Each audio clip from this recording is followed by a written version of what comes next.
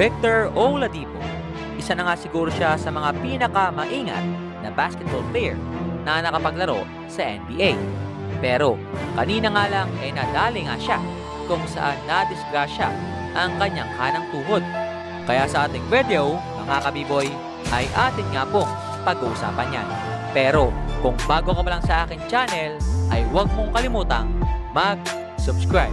Kanina nga ay tinalo ng koponan ng Indiana Pacers ang koponan ng Toronto Raptors, kung saan natapos nga yan sa score na 110-106. Pero sa kabila nga ng panalong ito ng Indiana, may masamang nangyari nga sa kanilang koponan, kung saan nadali nga ang kanang tuhod ni Victor Oladipo sa bandang second quarter ng laro.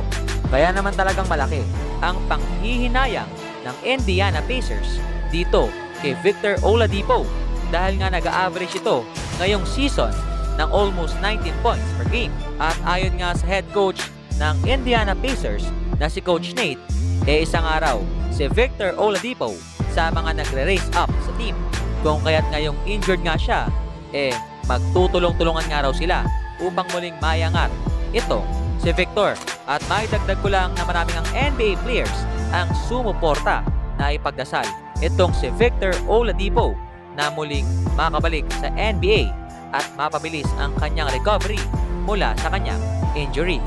Kaya naman yun, hanggang dito na lang at maraming salamat sa panonood. And once again, this is Bob Gamesell TV saying, bye-bye!